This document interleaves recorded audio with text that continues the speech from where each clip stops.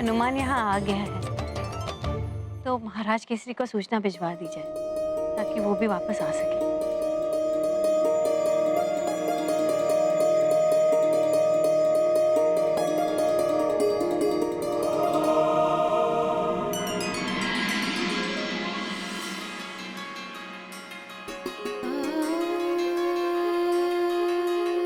ये पुष्प बहुत सुंदर है पुत्र, किंतु मेरे जीवन उपवन सबसे सुंदर और सुगंधित पुष्प तुम हो हनुमान।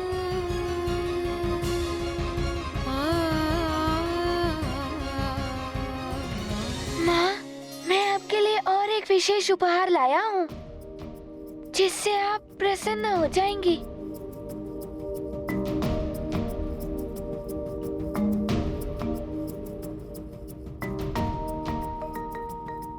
माँ,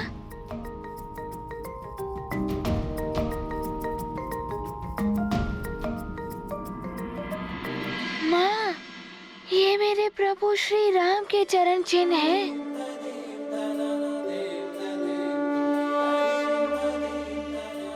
भले ही आप उनसे नहीं मिल पाई, किंतु मैं उनके चरण चिन्ह लाया हूँ।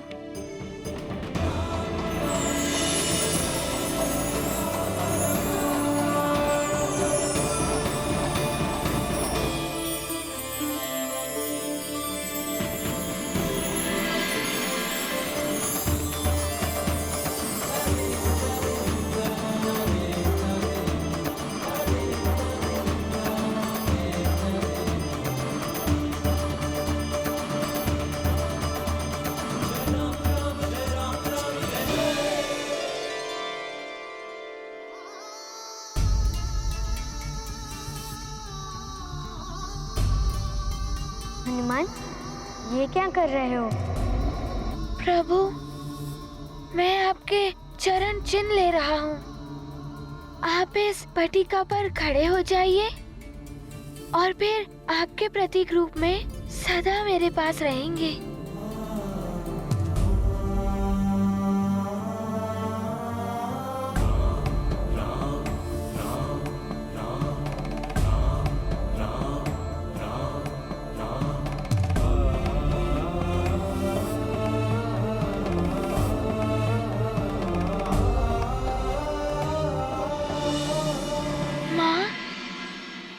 पिताश्री कहाँ है?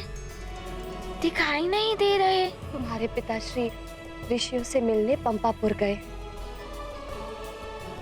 मैंने उनको सूचना भेज दी है, शीघ्र ही आ जाएंगे।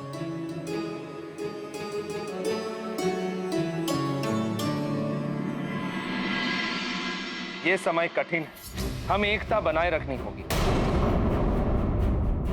तभी हम एक मत होकर इस संकट से उभर पाएंगे। चंद्रदेव पर शनिदेव की दशा भी आरंभ होने वाली है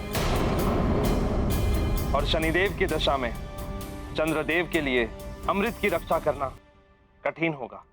हम सबको मिलकर शनिदेव से प्रार्थना करनी चाहिए कि वो चंद्रदेव पर अपनी दृष्टि का प्रभाव न डालें,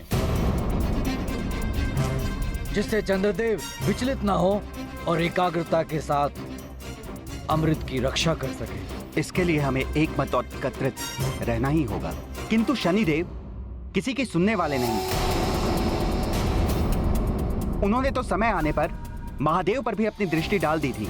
इसीलिए शनिदेव के आगमन से पहले मैं आप सबसे विमर्श कर रहा हूं। हम सबको एक मत होकर शनिदेव को समझाना होगा। आप सत्य कह रहे हैं देवराज।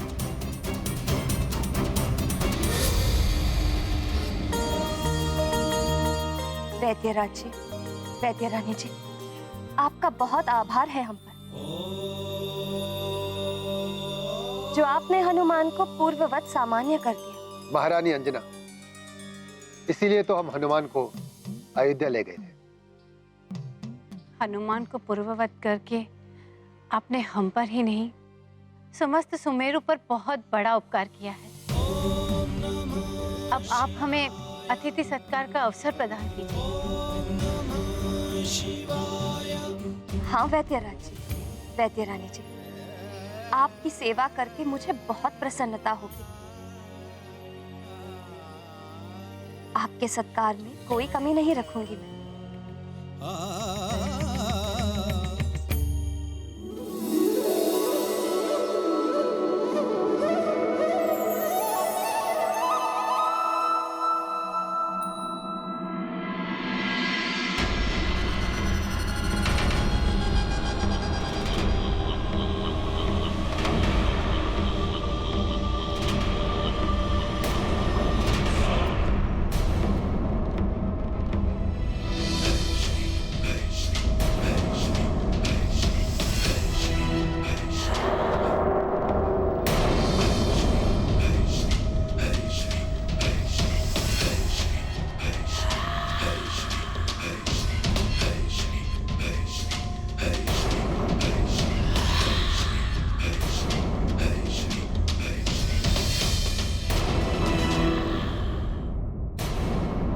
कहिए देवराज, आपने ये सभा क्यों बुलाई है?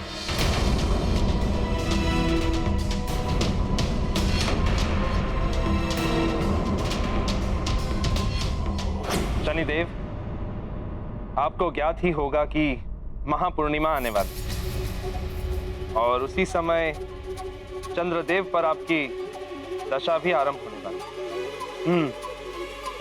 ये तो मुझे भी ज्ञात। सत्य, आप तो त्रिकालदर्शी हैं।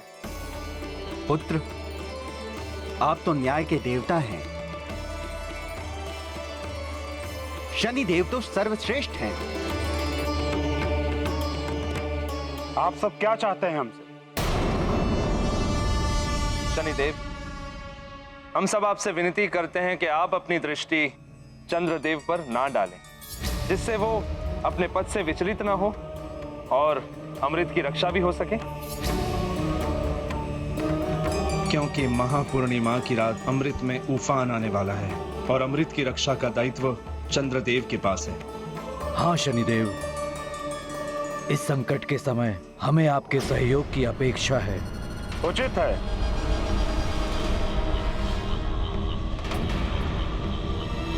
किंतु क्या हुआ शनिदेव? आपके मन में कुछ है तो कहिए। मैं ये कहना चाहता हूं कि स्वयं चंद्रदेव यहां अनुपस्थित हैं।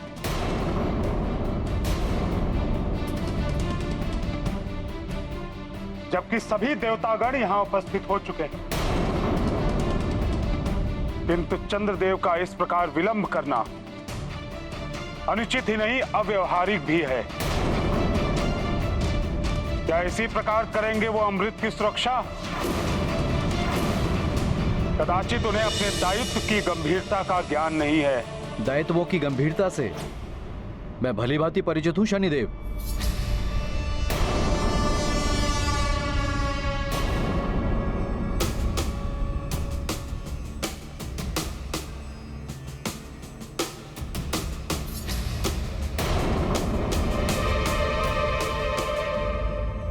प्रणाम देवराजेंद्र। प्रणाम देवगणों।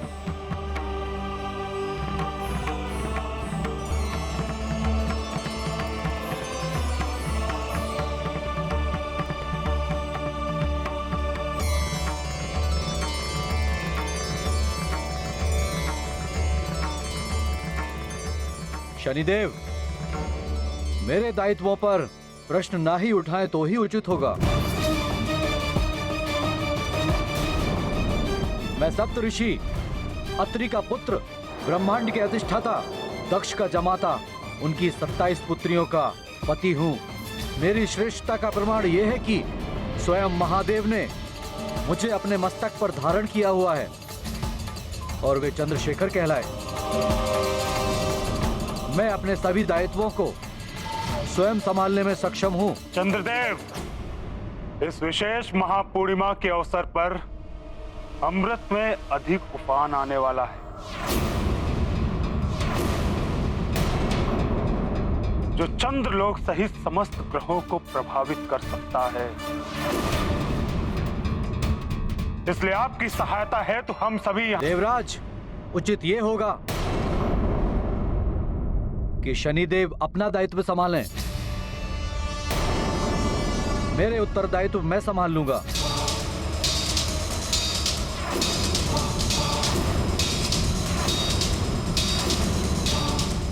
जिससे स्वयं की चिंता ना हो, उसके लिए चिंतित होना व्यर्थ है।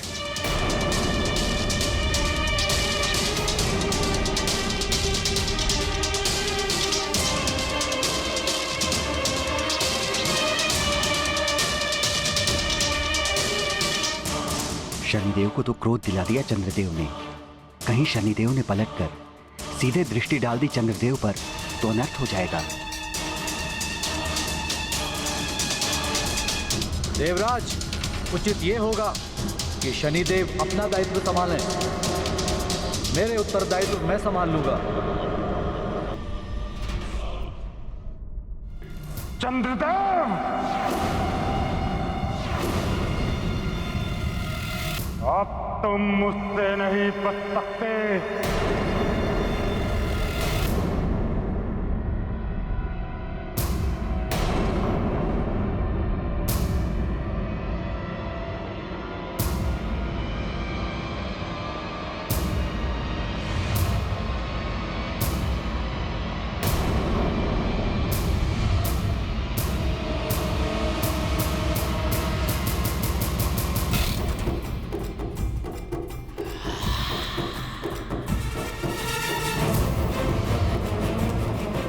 अब मेरी दृष्टि के प्रभाव से कोई नहीं बचा सकता है चंद्रदेव को। जिस चीज का भय था वही हो रहा है।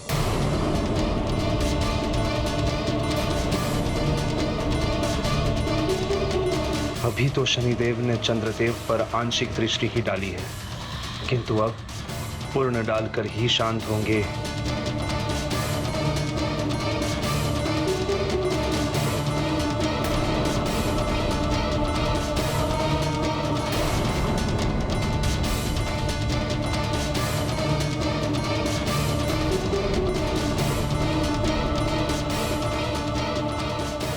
सूर्यपुत्र शनि के क्रोध से तो सभी परिचित हैं। न जाने चंद्रदेव की मति कैसे भ्रमित हो गई। अब क्या होगा चंद्रलोक का, और क्या होगा वहां रखे हुए अमृत का।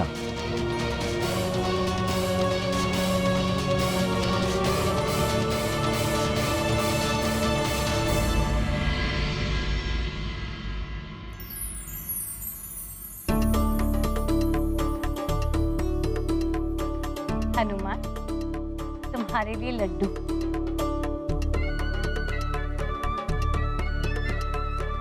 अरे वाह, माँ के हाथ के बनाए लड्डू। और ये तुम्हारी प्रिय कबरी गाय का दूध।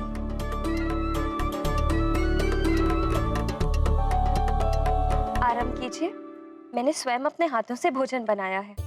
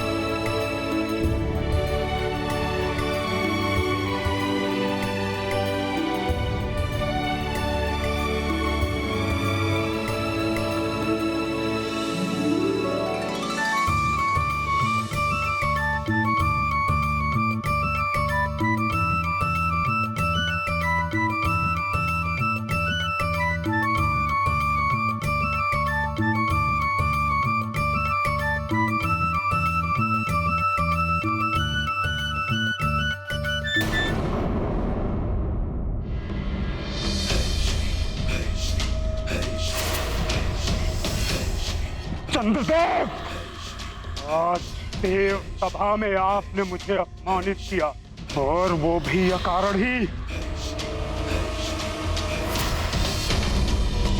मेरे दायित्वों पर प्रश्न ना ही उठाएं तो ही उचित होगा। मैं सप्तऋषि, अत्रि का पुत्र, ब्रह्मांड के अधिष्ठाता, दक्ष का जमाता, उनकी 27 पुत्रियों का पति हूँ। मेरी श्रेष्ठता का प्रमाण यह है कि स्वयं महादेव ने मुझे अपने मस्तक पर धारण किया हुआ है, और वे चंद्रशेखर कहलाए। मैं अपने सभी दायित्वों को स्वयं संभालने में सक्षम हूँ। देवराज, उचित ये होगा कि शनिदेव अपना दायित्व संभालें। मेरे उत्तरदायित्व मैं संभाल लूंगा। प्रकाश नेत्रों को उचित मार्ग दिखाता है, किंतु तीव्र प्रकाश नेत्रों को अंधा भी कर देता है। प्रभुत्व के प्रकाश में अंधे हुए चंद्रदेव, मुझे अपमानित करने से पूर्व कदाचित आप भूल गए कि मैं शनिदेव हूं। शनिदेव, जिसकी टेढ़ी दृष्टि से ये तीनों लोग थर-थर कांपते हैं। अब मेरे कोप से आपकी रक्षा कोई नहीं कर सकता, कोई नहीं। सत्कार तो आपने बहुत अच्छा किया महारानी अंजना। अब हमारे प्रस्थान का समय हो गया है, हमें आज्ञा दें।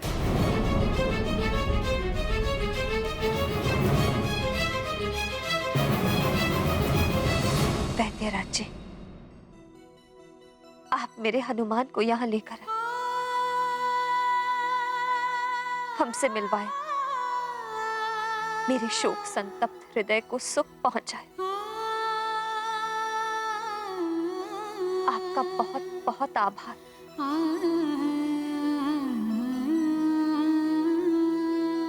बस एक निवेदन और है, भविष्य में भी हनुमान को कभी कभी मुझसे मिलाने के लिए ले आया करिए।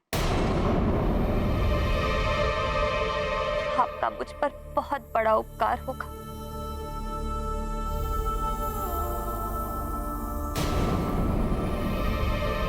माँ, ये आप क्या कह रही हैं? क्या अब भी मुझे वैद्यराज जी के साथ जाना होगा?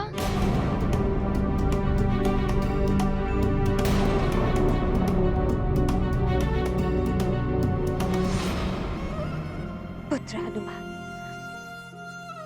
मैंने तुम्हारा दान किया है वैद्यराज जी को, और अब जीवन भर मुझे इसका पालन करना होगा।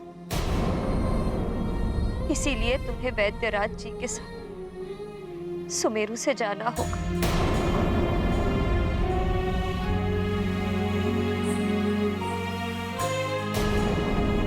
माँ, मैं आपको छोड़कर नहीं जाऊंगा।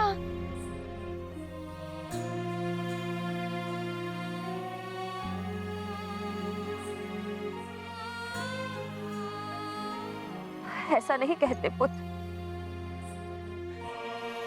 दिया हुआ वचन और दान कभी वापस नहीं लिया जा सकता।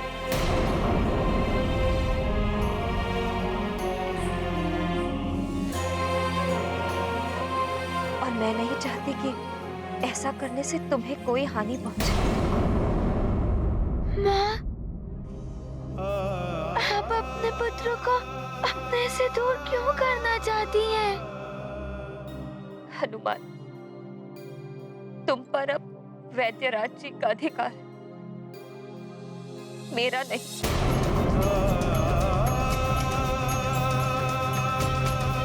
मैं चाहकर भी तुम्हें नहीं रोक सकती। माँ, आप अपने से मुझे विलग कैसे कर सकती हैं?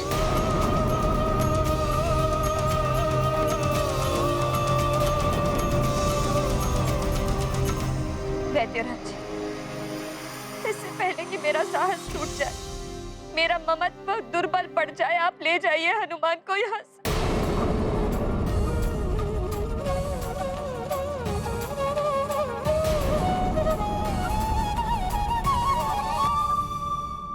देवी अंजना, हमारे जाने से पूर्व आप भली भांति देखकर बताइए, आप संतुष्ट तो हैं? आपने जो मुझसे कहा था, क्या उसके अनुसार आपका पुत्र अब पूर्णतः सामान्य हो गया है ना? हाँ वैद्यराज जी,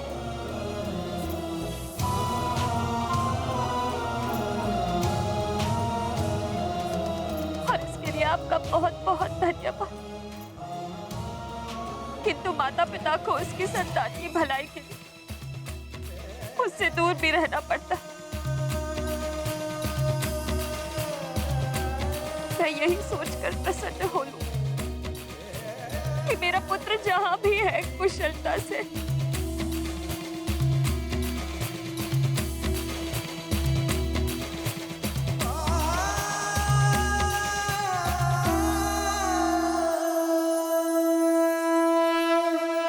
भोले बाबा,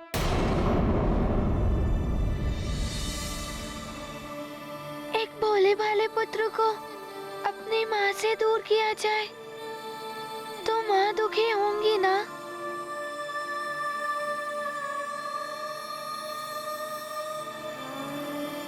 वैद्यराज जी, आप ही सोचिए, एक माँ को दुखी देखकर उनका पुत्र उनसे दूर कैसे जा सकता है?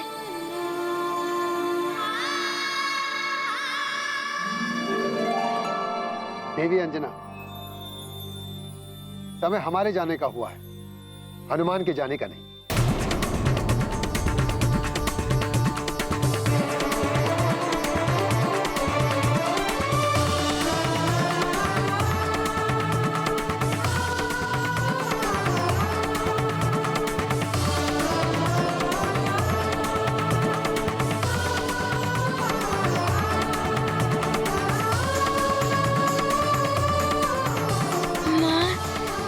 कदाचित ज्ञात नहीं होगा, ये भोले बाबा और माता पार्वती का ही चमत्कार है जो मुझे पुनः आपको